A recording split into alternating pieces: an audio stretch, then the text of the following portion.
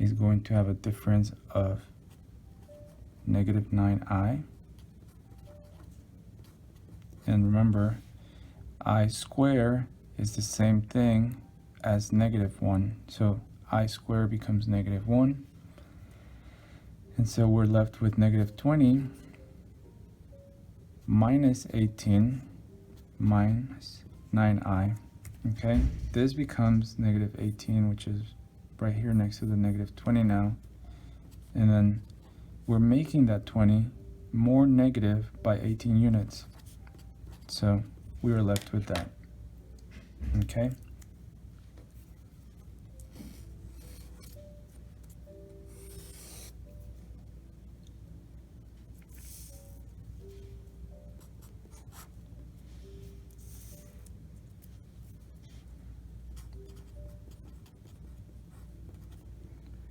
The next problem we'll do is something where we have a complex number squared, and we have to remember that anything squared just means that thing multiplied to itself however many times the power tells us.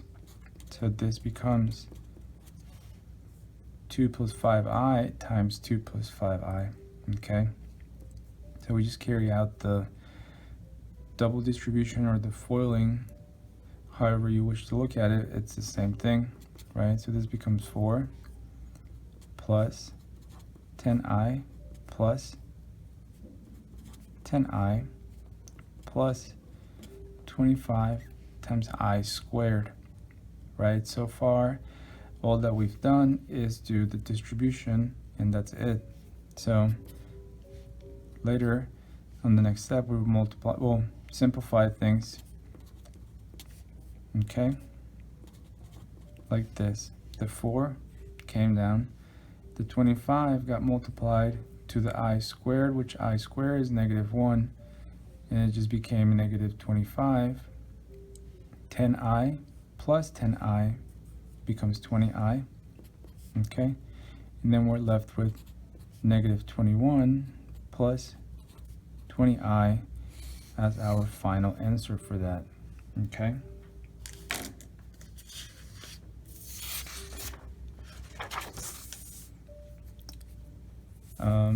Something a little bit more challenging would be number 12, where we have 2 plus I squared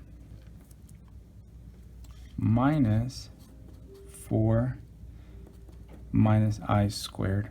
Okay, so that means we have to multiply this to itself and multiply this to itself. Okay, so if we rewrite it, we have 2 plus I times 2 plus I minus 4 minus I times 4 minus I. Okay, so then we just have to FOIL this, FOIL that, and then whatever we get from here, we do minus of this whole thing. So what this is saying is make this all negatives, and we'll see what when we get there. So 2 times 2, 4, 2 times I is 2i, I times 2, 2i, and then I times I just becomes I squared. And we'll do minus, and we're going to put the product that we get from here inside parentheses so that this negative does the justice that it's supposed to do. So 4 times 4 is 16. 4 times negative I is negative 4i. Negative I times 4 is negative 4i again. And we get positive I squared. From the negative times the negative, positive I times I is I squared. Now that we have everything FOILed out, keep in mind that negative, that's original, right? It's coming down all the way to here. And what's going to happen is that we have to distribute that negative into everything. So we can simplify little by little, and then this becomes 4i plus I squared minus 16 minus 8i plus I squared. Okay, so You could have simplified the I squared at that step. Either way, it'll be okay. So what I'm going to do next is just distribute that minus or negative that's right there.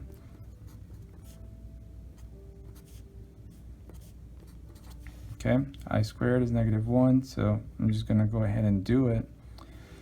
The negative times -8 becomes positive 8i, and this becomes negative I squared, which once it becomes -1, and it's going to change again.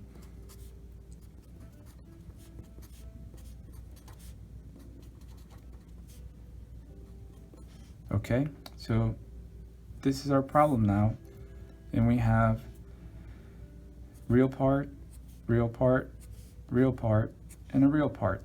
But before we combine everything, you notice that we have a -1 and a +1, so we can see those as canceling each other out. Okay, so we can cross them out and not really do much work with them. Now we have 4 minus 16, which is equal to -12, and then I have a positive 4i plus 8i, and it's going to become 12i, and that's it.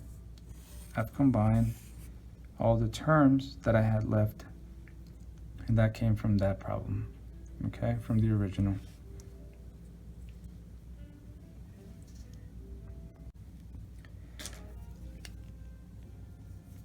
All right, the next problem that we'll do is going to be some division of complex numbers, and we'll do number 20 in our review, for example.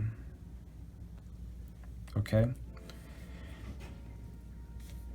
we have 4 plus 3i over 5 plus 3i. Okay, so that's going to be our original problem, and we're dividing the complex number 4 plus 3i by 5 plus 3i. So what we're going to do is rewrite the original problem that we're given, okay, and multiply it by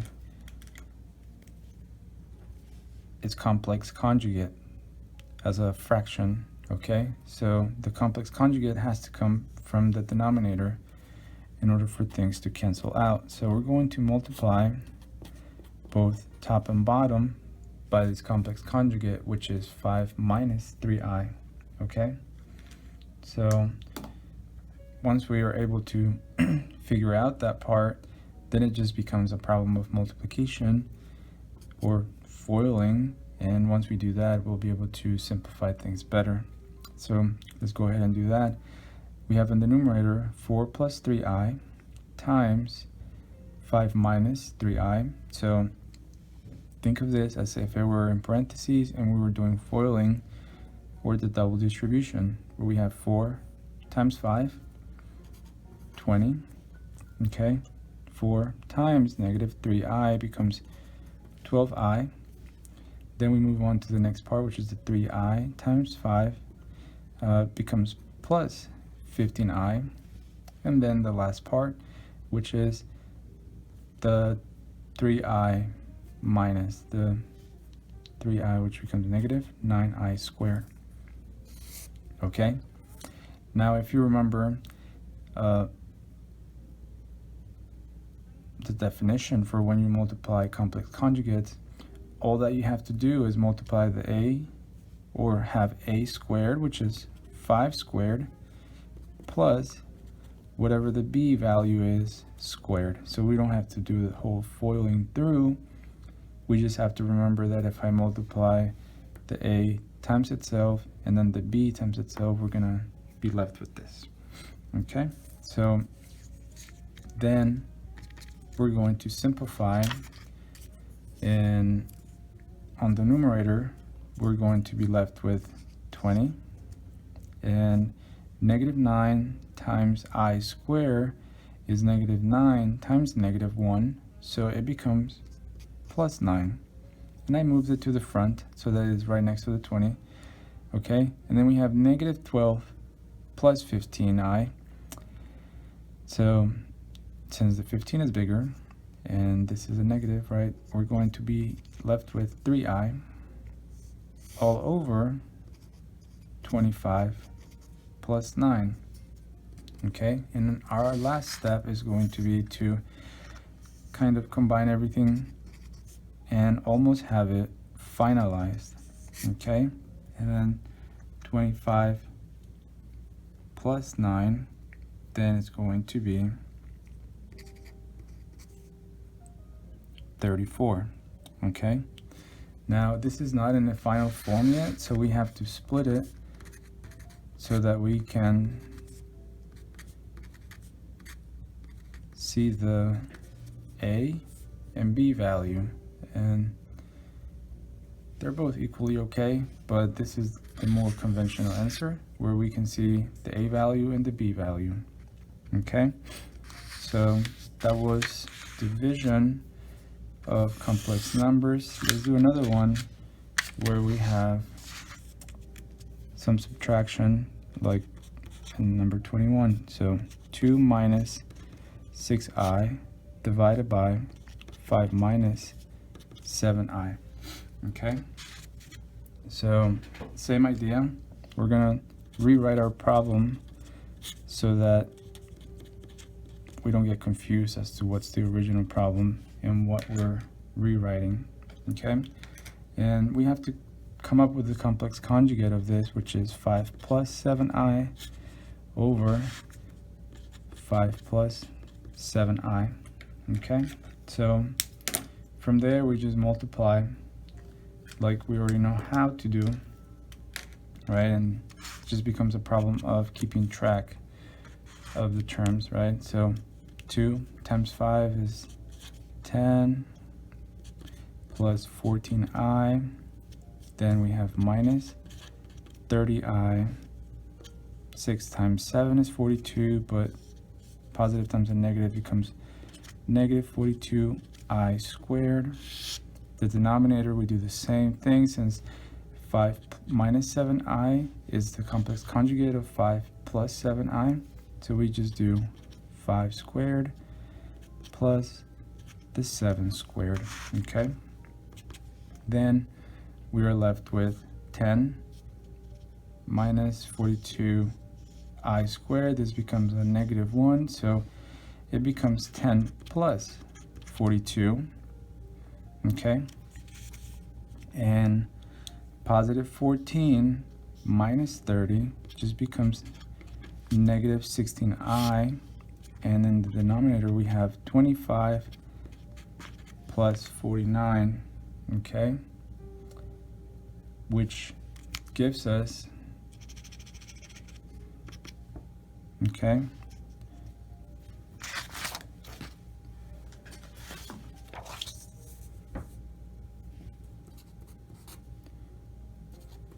(52 minus 16i over 74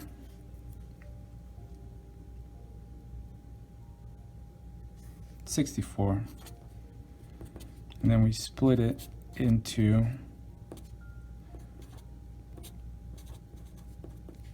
both real part and imaginary part. Okay, so then we have to simplify those fractions as much as we can so that we can express that in our simplest form, and we can divide both of them by 4, I believe. So we are then left with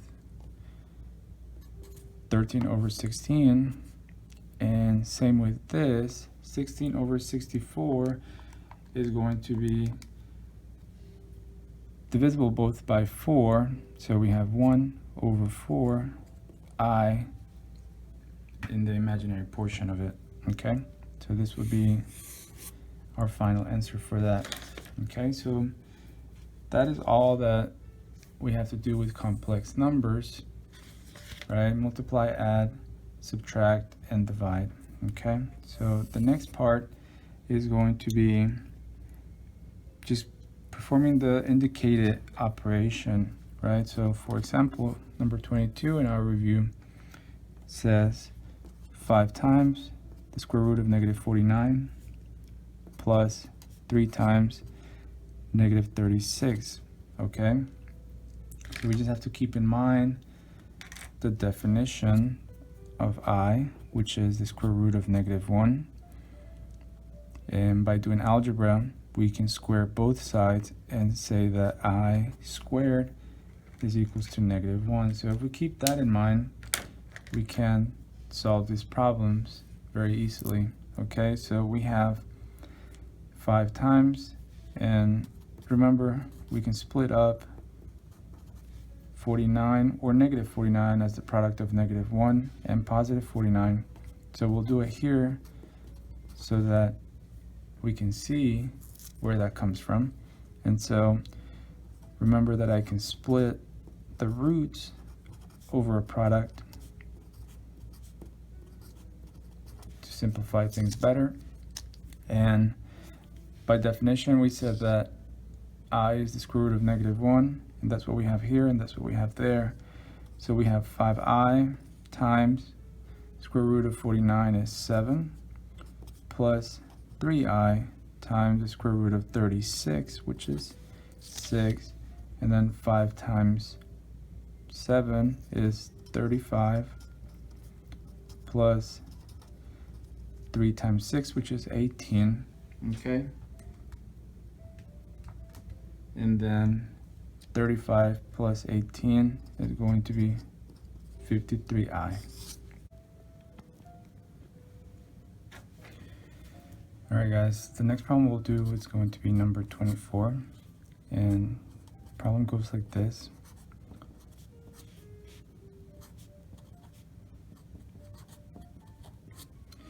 Okay, we have 5 plus the square root of negative 2 times 3 plus the square root of negative 3. So we can do a couple things from the beginning. It is to simplify this so that it's without the negative. So what we mean by that is the 5 will stay the way it is, and we know that since we have a negative inside the radical, we can just take the I out of it, and we're left with this, okay? So what we can do now is start foiling, okay? And we have 5 times 3, which is 15. 5 times I square root of 3 will just become 5i square root of 3. We cannot simplify that anymore, and it's only a product of the 5, the I, and the square root of 3. So we'll do the same with I square root of 2 times 3, which becomes this. And then we have I square root of 2 times I square root of 3. So we'll write it as I squared square root of 2 times square root of 3. And we'll simplify that a little bit more in the next step. So 15, and we can kind of see that this will become a minus 1. So this becomes negative of this. So we'll just move it over here. And at the same time, we see that it's the square root of 2 times the square root of 3, which becomes square root of 6. Okay? Now we are left with 5i square root of 3 plus 3i square root of 2. And what we can do, since we're trying to achieve the complex number form, a plus bi, is that we can say 15 minus square root of 6 is my real portion, plus, and then I notice that I have an I common to these two, so I'm going to factor that out and write my final answer as this. Okay, so this could be considered my my A plus B I. Okay, so this would be our final solution, and this was a little bit of a complicated problem since it had the radicals to begin with and the minus in it. Okay.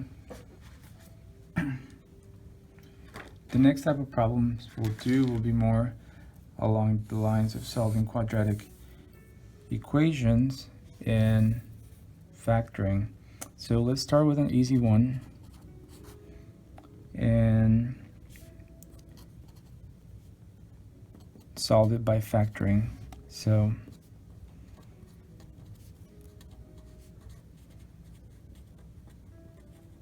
okay, what we can do is move everything to the same side. So the x and the 6, we're going to move it to the left, and what that means is we're going to take away that quantity on both sides, right? So something like that to show our work.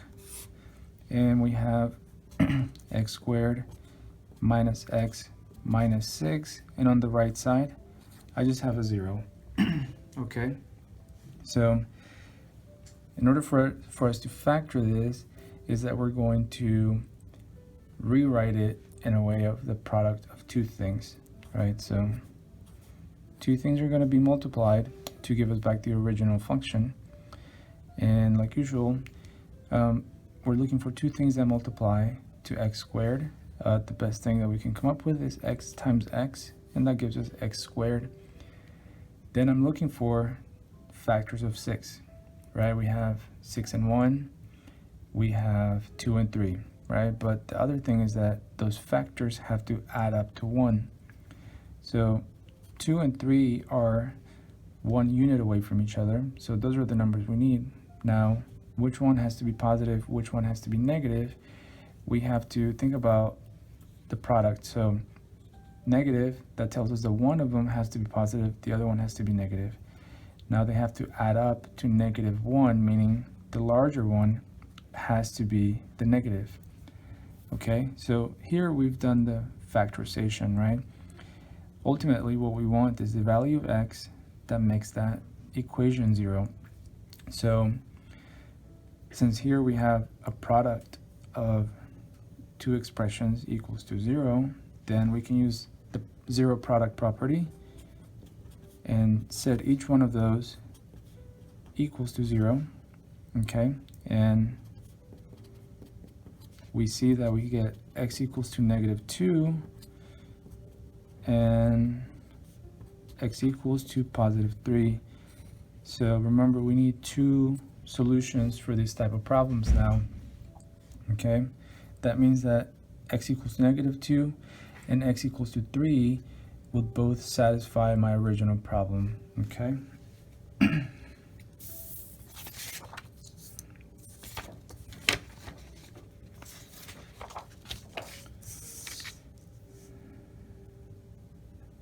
Let's try to do a much harder one. So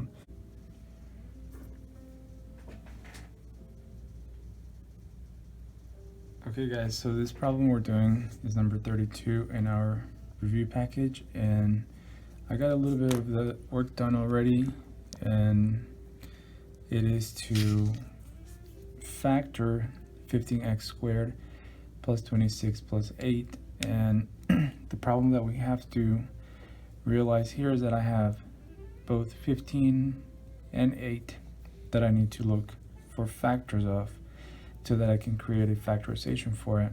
So if, for example, I say, well, I'm going to choose 15 times 1, and those have to have x's, so that when you multiply them, you get x squared. Okay, that could be a possible combination, 15 and 1, and then 2 and 4, for example. And since we have all pluses here, then they gotta be positive. Okay, so let's say we construct this, but we don't know for sure that this actually multiplies to the original problem. So what we have to do is FOIL and see. So 15x times x, 15x squared, so it gives us back at least the first term, and that's good. Then we do 15x times 4, which is then 60x, and then 2 times x is 2x, and then 2 times 4 is 8. Okay, so we don't have to do the whole problem, because we can see right away that it's not going to add up to 26, right? This right here does not add up to 26. Therefore, this whole factorization is not going to work. Okay, so we can say, well, that's good, but it's not going to work. Therefore, it is not the right factorization. It doesn't equal the original. We have to go back and try out a different combination of things.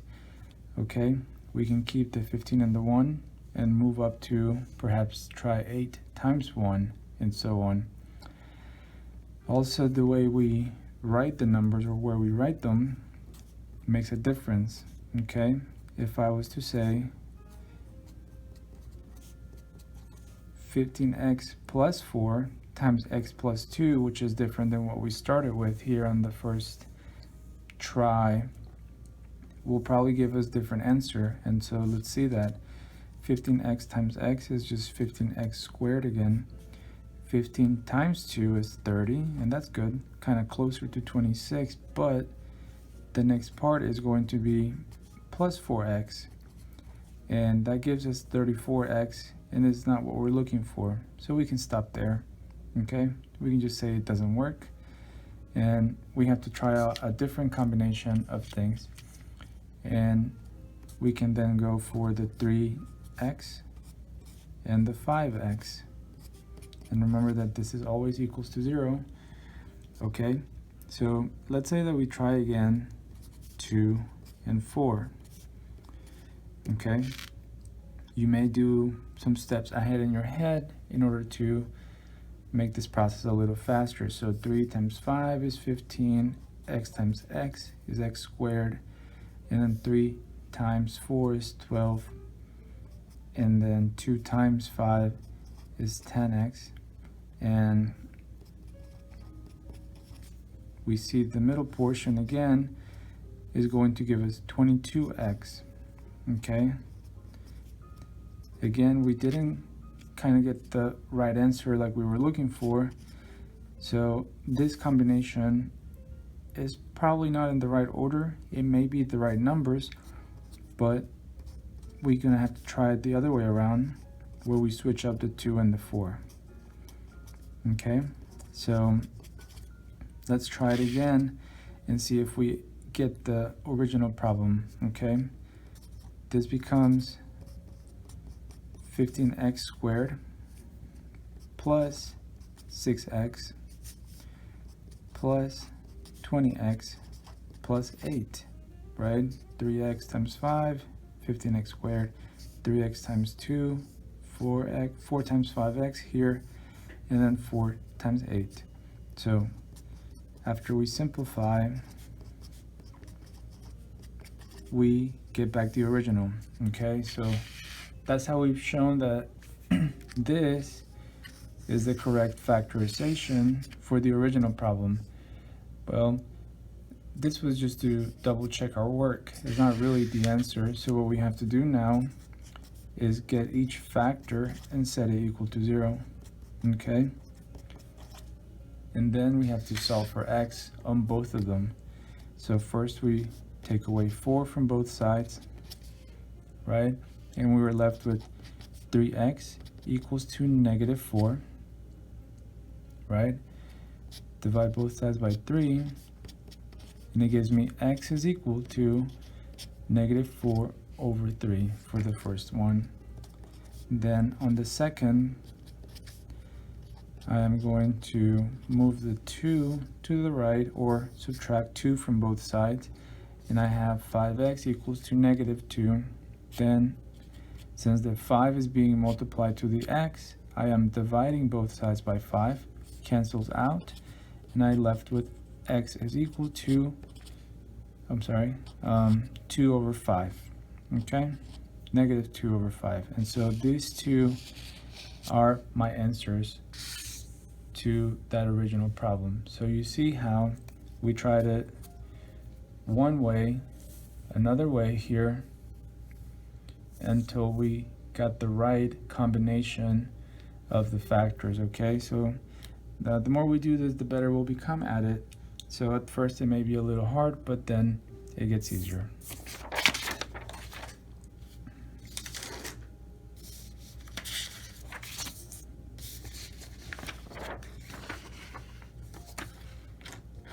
Okay, the next thing we want to work on is going to be solving the equation using the square root property. So for example, we have this problem, 5x squared equals to 65. So what we want to do is clear out everything around the term that has the x squared. So in this case we have 5 times x squared, and that's equals to 65. So what we can do is right away divide both sides by 5. Okay, so this becomes x squared equals to 13. So, you know, if you don't know what 65 over 5 is, we'll use our calculator or do some kind of division on the paper. Okay, then we notice that we have x squared equals to 13, but I don't want x squared, I want x by itself. So what we do is take the square root of both sides, and when we take the square root on the term that doesn't have power 2, we have to do plus or minus of that. Okay, and we're left with x is equals to plus or minus the square root of 13, meaning that my answer is the positive root of 13 and then negative of whatever that answer is. Okay, so that is going to be solving the equation using the square root property. Now let's try something like this one, where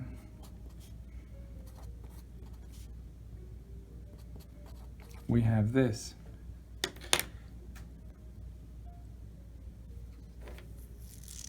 Two times x minus 6 all squared equals to 8. Well, like we said before, we want to have the term with the x squared by itself, so I'm going to divide both sides by 2.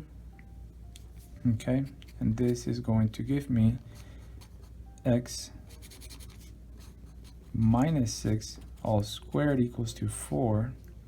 Okay, now I'm going to apply the square root to both sides, and I get plus or minus the square root of 4. Okay, then I am going to be left with just x minus 2 equals to plus or minus 2, right? Because the square root of 4 is 2, but the plus or minus catches it and tells us that we have 2 answers. Then we move the 2 to the other side, so we have 2 plus or minus 2. Okay, meaning that x is equals to 4 or 0, right? Because 2 plus 2 is 4 and 2 minus 2 is 0. Okay, so we're going to have 2 separate answers.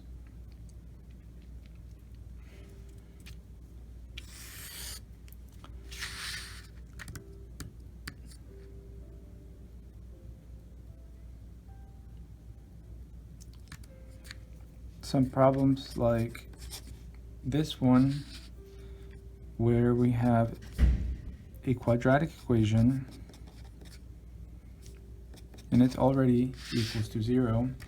Now x squared plus 7x plus 5 is equals to 0, and the directions are to solve using the quadratic equation, the quadratic formula, I'm sorry.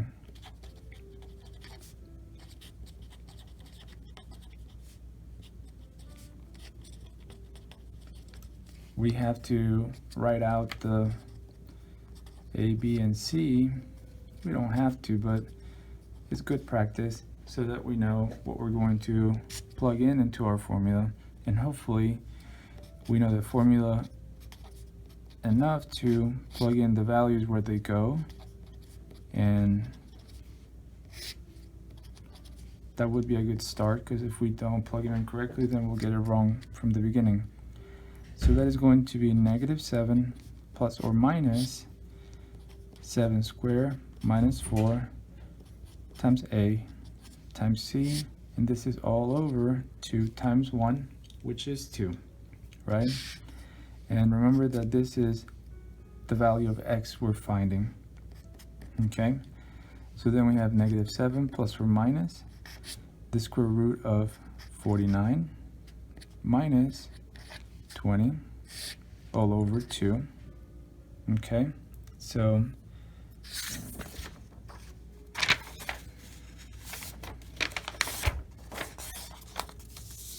we had x equals to -7 plus or minus square root of 49 minus 20 all over 2.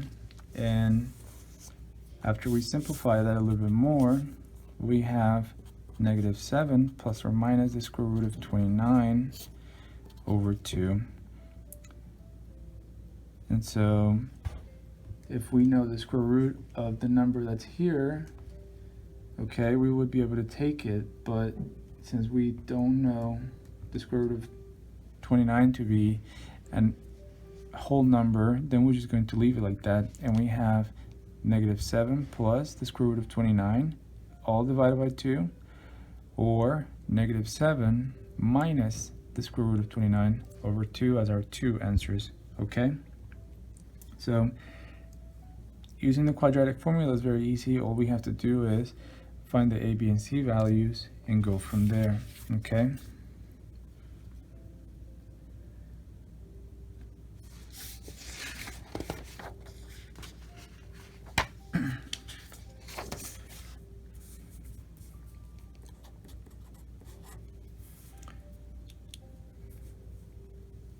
say that we're giving the function f of x equals to x plus 2 squared plus 2. What we want to do is find the vertex,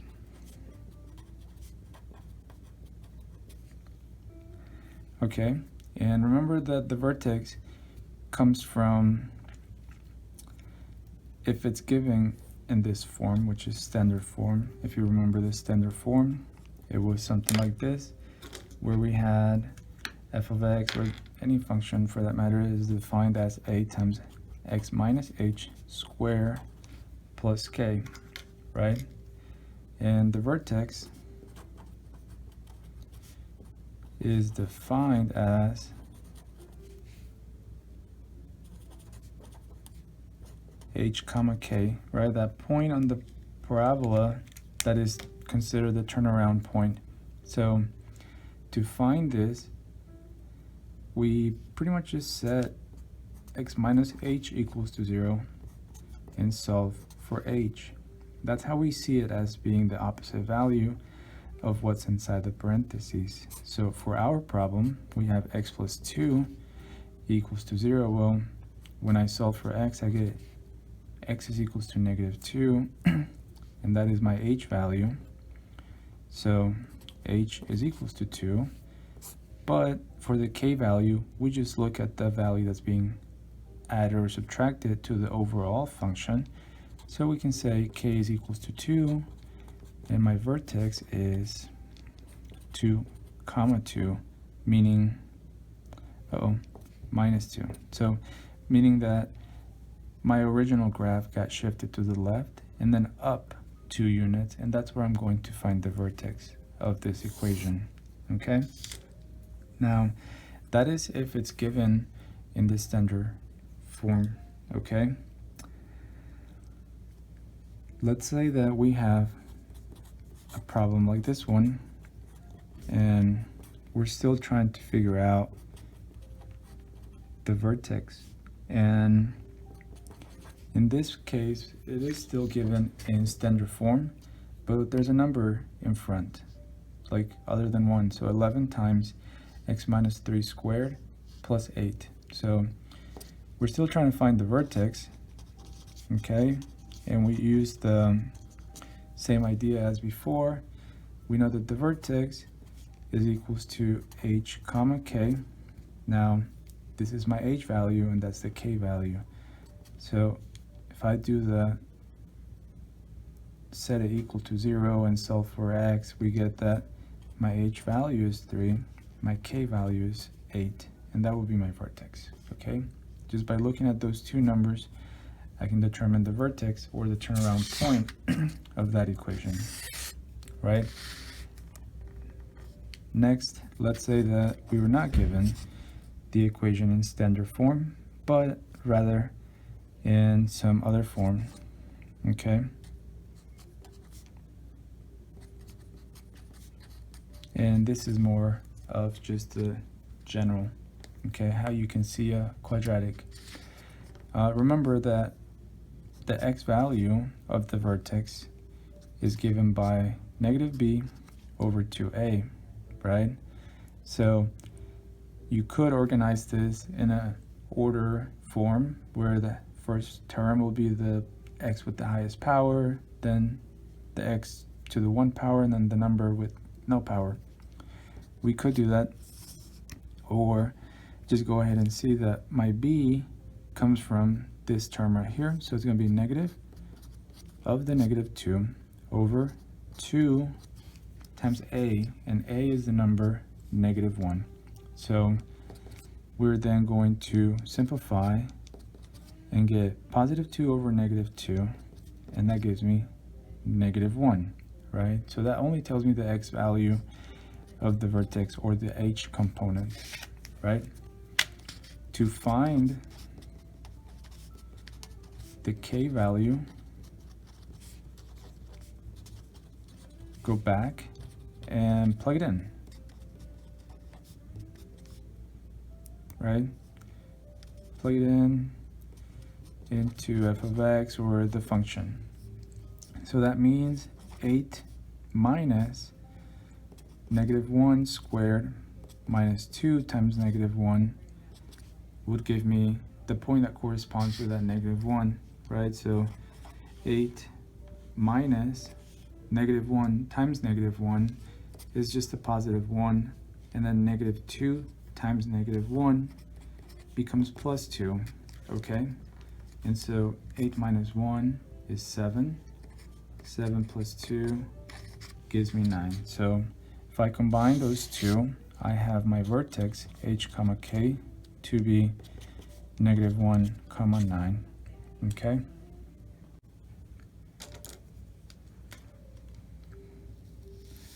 All right, guys, so when we're talking about finding the axis of symmetry of a parabola, for example, we start out with this problem, and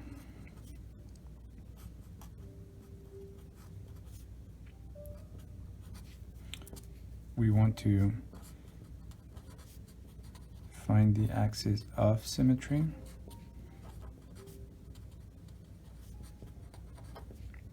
It's that x equals equation about which the shape of the parabola is symmetrical, meaning the left leg is identical to that of the right leg. So we look at here, and it's the h component of the vertex. So we'll say that the axis of symmetry is the h component of the vertex, or just the x component, right? Since the vertex is h comma k, well, x equals h would be that equation, and for us would be the x plus 5 equals to 0, which becomes x equals to negative 5 is the axis of symmetry.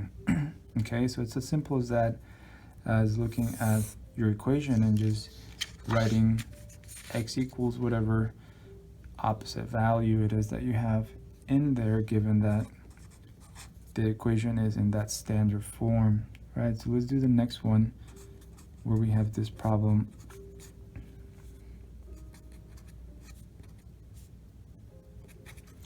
like this, right? F of x is equals to negative 7 times x minus 2 all squared minus 9, right? And we're looking for the axis of symmetry. Well,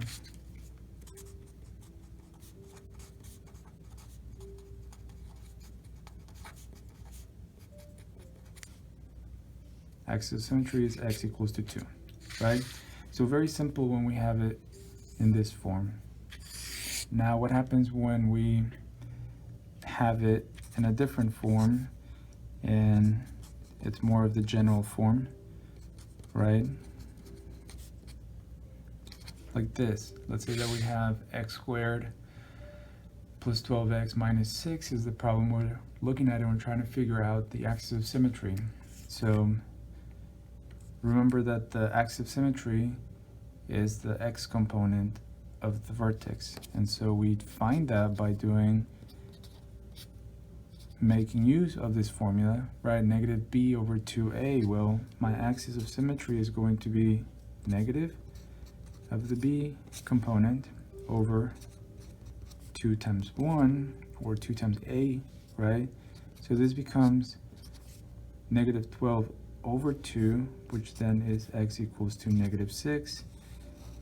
And that is my axis of symmetry, right? It's some vertical line by which my parabola is reflected. So for example, let's say that here was negative 6, right, in some xy plane, okay?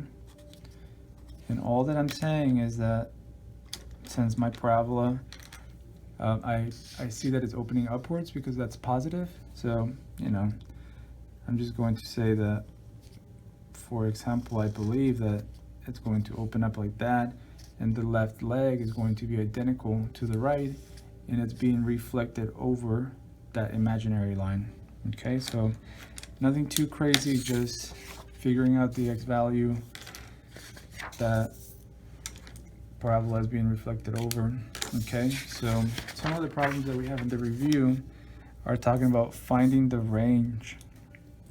Okay, so problem number 68 says f of x is equals to x squared plus 4, and we want to find the range. Okay, so what is this talking about? And we'll have to make use of some of the knowledge that we have, which is finding the vertex, finding both the x and y component of it, okay, so that we can use that idea. So first we have to find the vertex.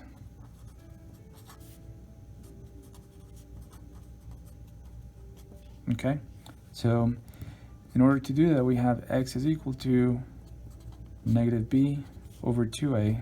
Well, for us, we have no b, right? So we'll just go ahead and plug it in so that we can see, right? So we have 0 over 2, which is 0, which is my x component of the vertex. So to do the next part, I plug that in into f of x, which means f evaluated at 0, which is 0 squared plus 4, and it gives me 4. So my vertex is 0, 4. Okay? So if I was to graph this, it just means that I have some xy coordinate plane, right? And my vertex was at the point 0, 4, right? That's my turnaround point for this parabola, right? Now, since I noticed that this is positive, right? The number that's being multiplied to the x squared, what do I do? Well, I just know that it's opening upwards, like that, right? So if I was to read the range, right? So domain, we read it left to right.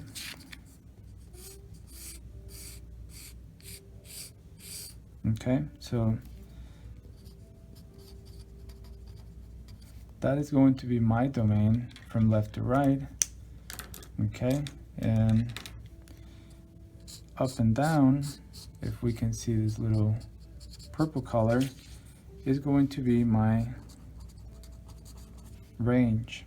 Okay, so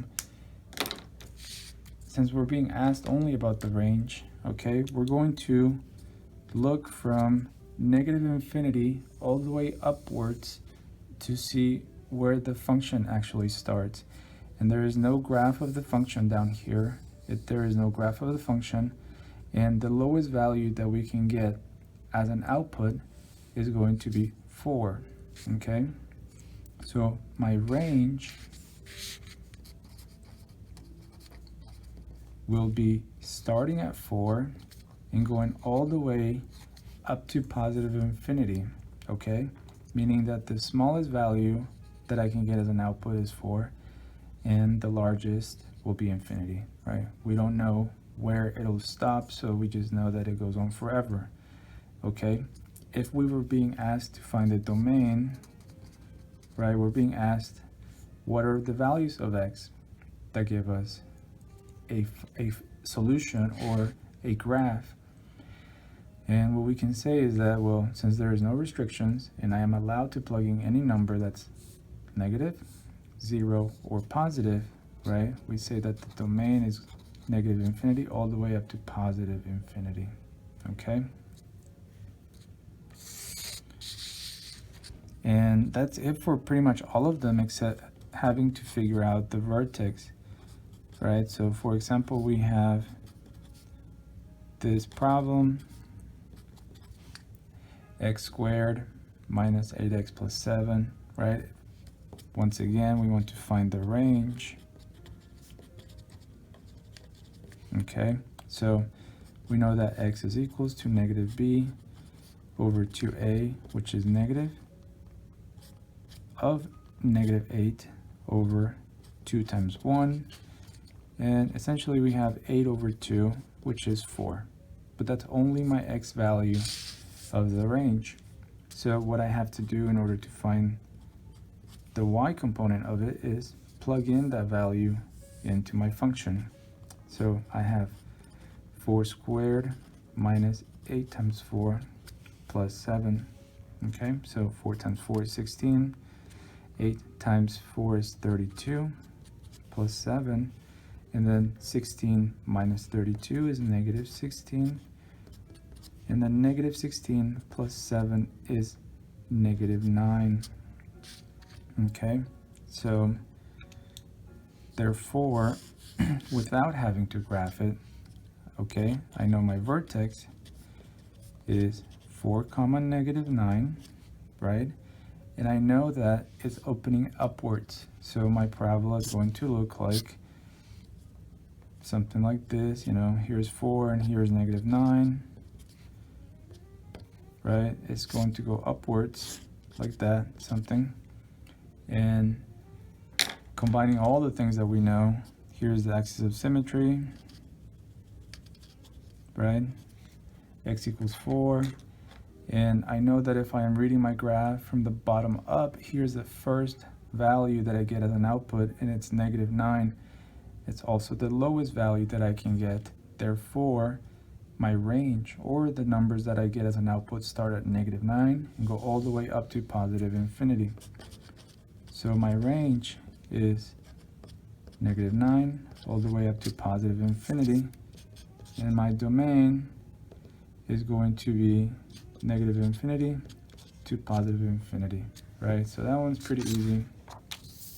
Okay, so for other problems, a little bit perhaps more complicated, if you will, we're going to find the x-intercept of this graph. So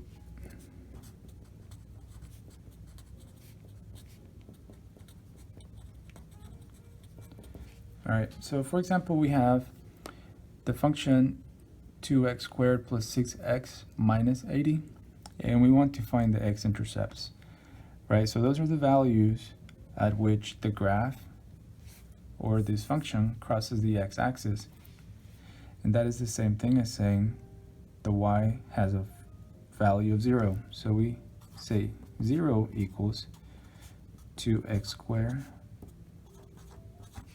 plus 6x minus 80. And so if you can factor this, you know, go for it. A lot of times they're not going to have a factorable way, or it's not easy to see, okay? Because sometimes we are going to get different numbers other than real numbers as our factors. So for this, we just go ahead and use quadratic formula.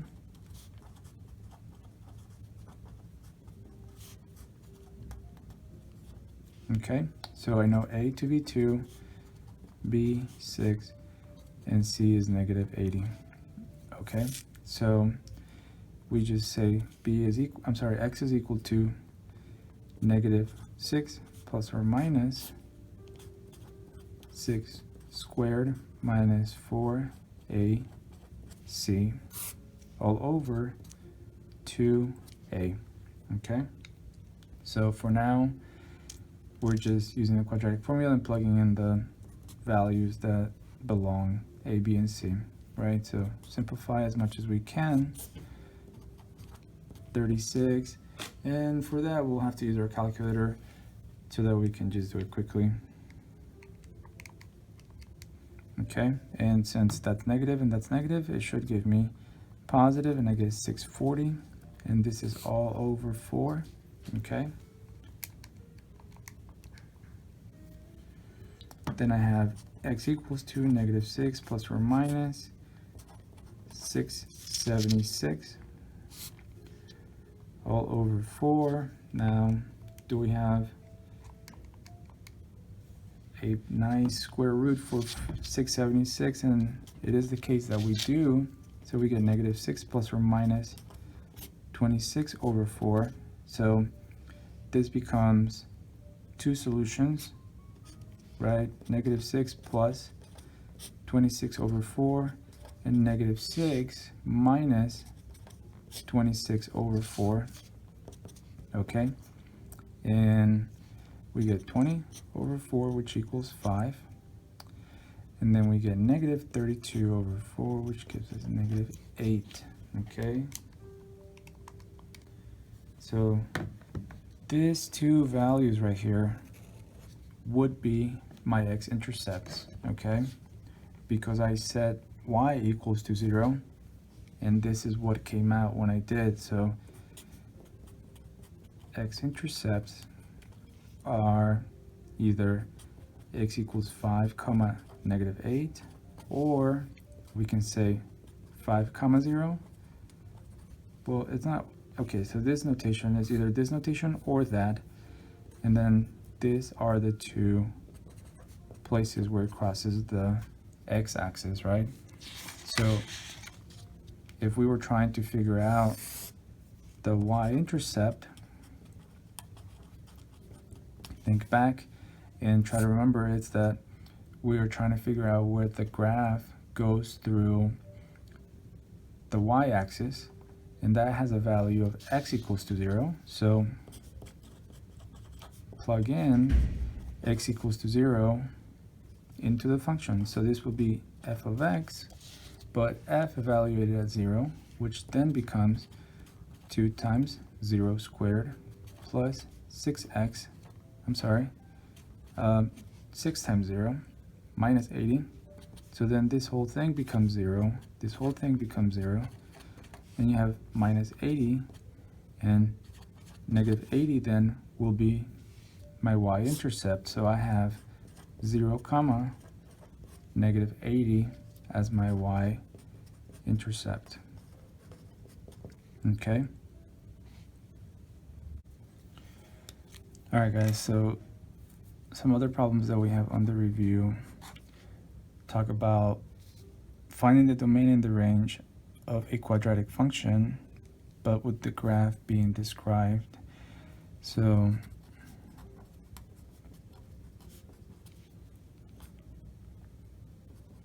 say that we're given that the vertex is 1, 10, and that the graph opens down.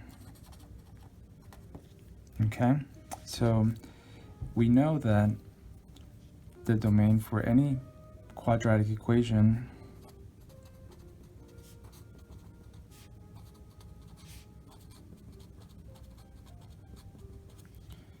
is negative infinity to positive infinity, right? Meaning that we can plug in any x value into the function. So that's done, right? Now the range is going to be dictated whether the graph opens up or down. So in this case, we have a parabola that is opening downwards, and it has its vertex, for example, here at the point 110, right? That is the turnaround point. So if it opens downwards, we know that that's a max value, right? So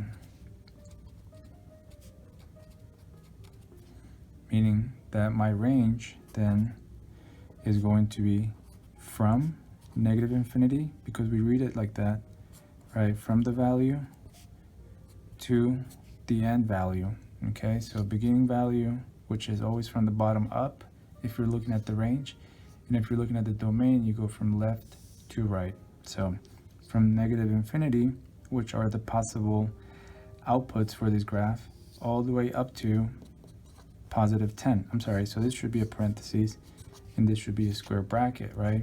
Because we cannot get exactly negative infinity, but we can get exact value of 10, okay? So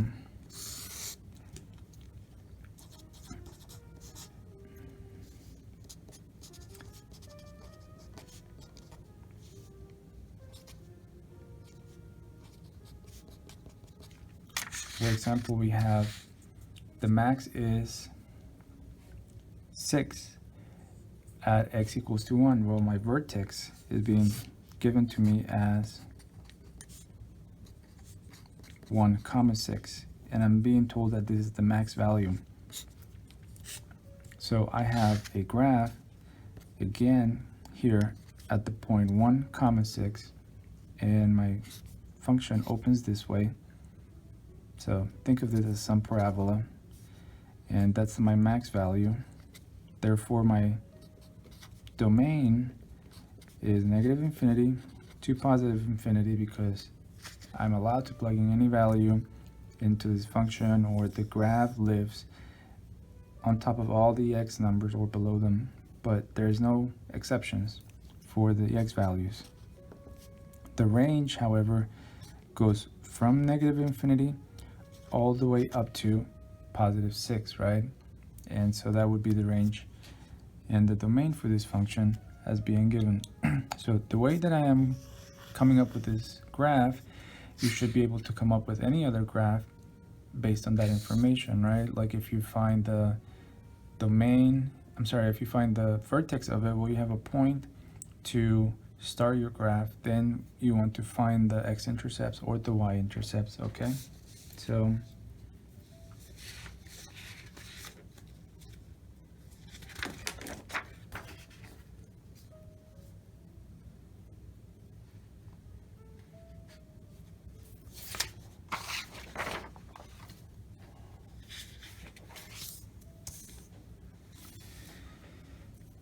the last type of problems that we want to talk about are going to be the other type of functions, where we have, for example, the square root of something equals a number. In this case, so we have the square root of 5x minus 4 equals to 4.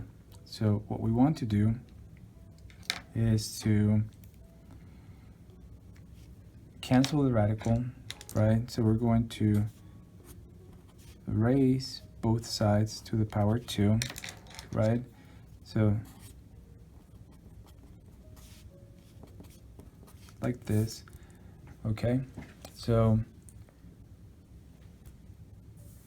remember that the power 2 and the radical cancel out, so I'm left with 5x minus 4 is equals to 16, okay? So I then start moving things around so that I can get x by itself, and I have 5x is equals to 20. And the last thing is to divide both sides and get x is equals to 4, right? 5 equals to 4, x equals to 4 would be my solution to this problem, okay? Now remember that this type of problems could potentially give you solutions that are wrong or that don't work for the type of problem that you started with, okay? So you have to check your solutions and make sure that you get a true statement once you found your solution, okay? So, for example, we could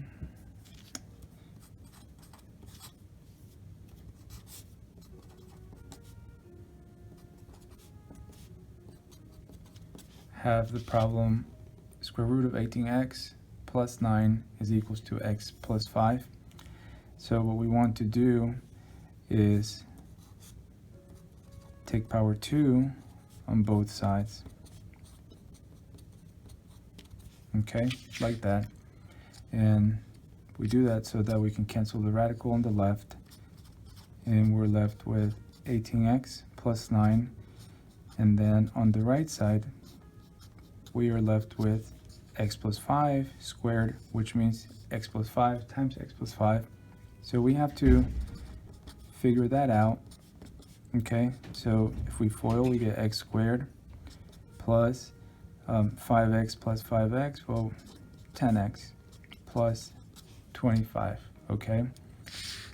Now, what we are left with is 18x plus 9 is equals to x squared plus 10x plus 25.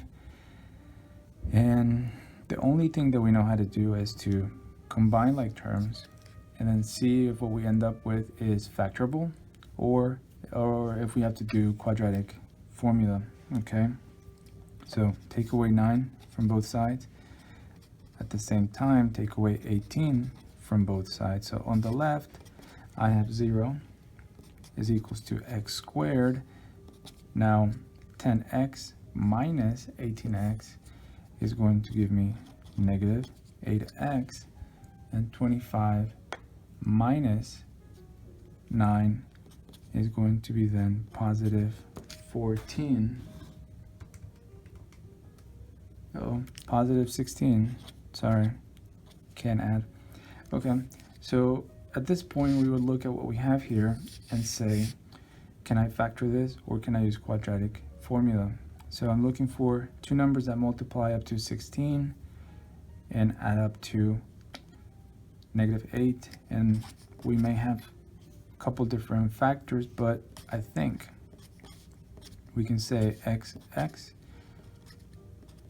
4 times 4 gives me 16, and then 4 plus 4 would give me 8, except they both need to be negative, okay? Because they add up to negative 8. So I now see that I have two things being multiplied to each other, and I can use the zero product property, okay? So I say x minus 4 equals to 0, well, x equals to 4, okay? So x equals to 4 would be my solution, and if I was to check it to the original,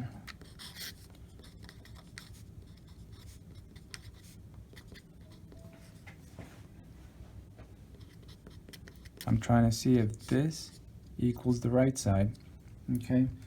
So we have 18 times 4 being equal to 72. And we're trying to figure out whether 72 plus 9, which comes out to be 81, does that equal to 9? And the square root of 81 is 9. And so it comes out to be true. And so I only solved it here once because they're both the same. I didn't have to do it twice, okay? So that is solving one of those functions that is different, okay?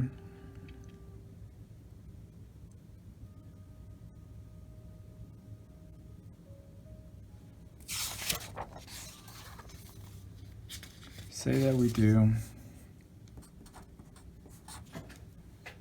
and we have x minus the square root of 3x minus 2 equals to 4, okay? And again, we're trying to solve for x, and you know, we can do this a couple ways, and I think the best idea is to move this to the right and then that 4 to the left so that we can end up with a positive radical. Okay, so what I'm doing is I am moving the whole radical, and the only thing that's changing is the sign in front, right? So I am left with x is equals to 4 plus 3x minus 2. Okay, now I move the 4 to the left, so that I can have on one side the radical and on the other side this expression, and then I square both sides.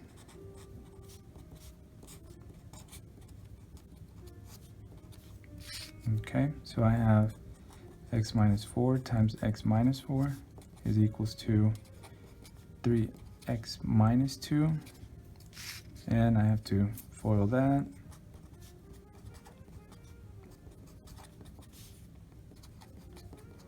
Okay.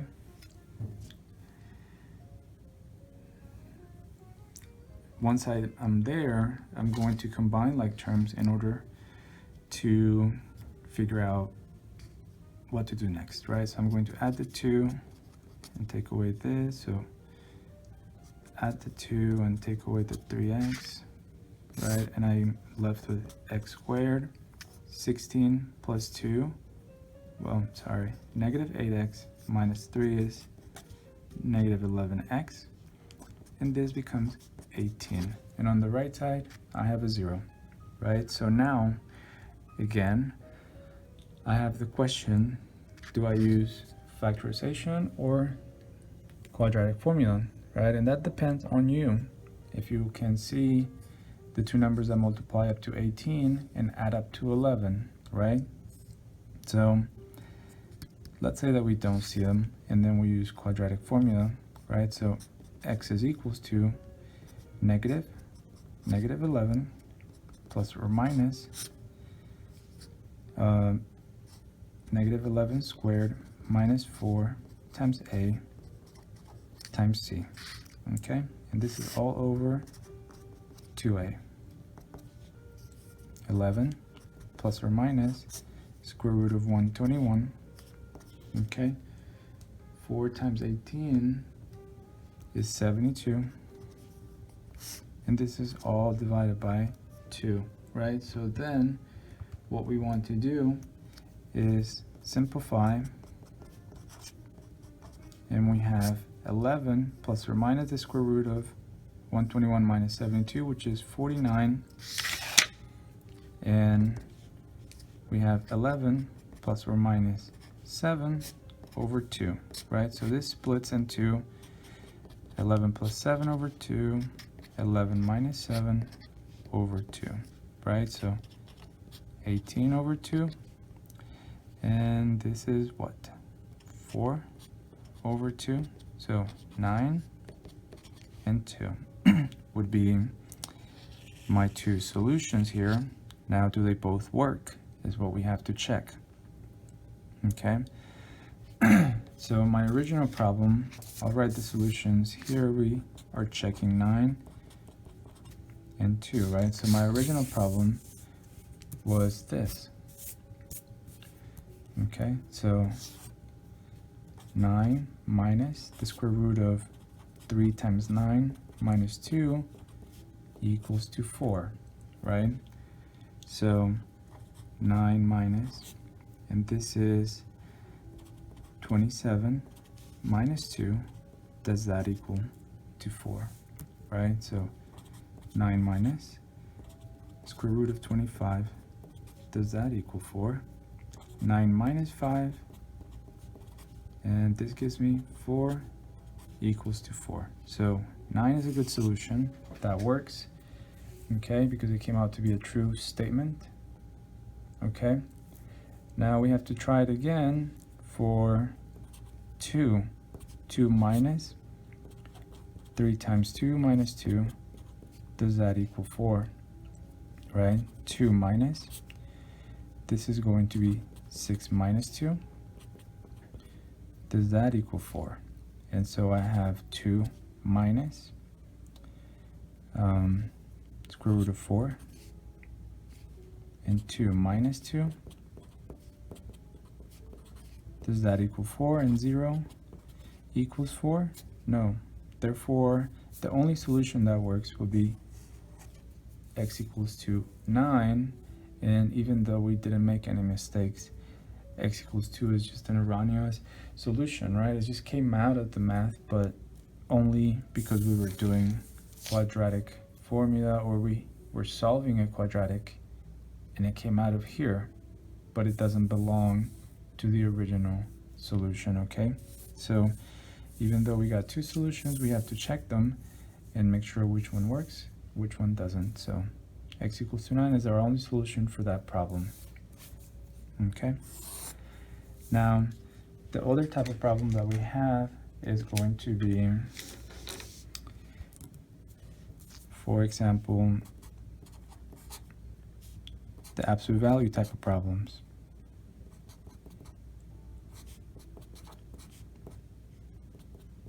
Okay, so say that we have the absolute value of 2 times x plus 1 plus 6, and that's all inside the absolute value, equals to 10, right? So this problem then becomes two problems, okay, where we split it, and the only thing that we change is the value of the 10, right? It's either positive 10 or negative 10.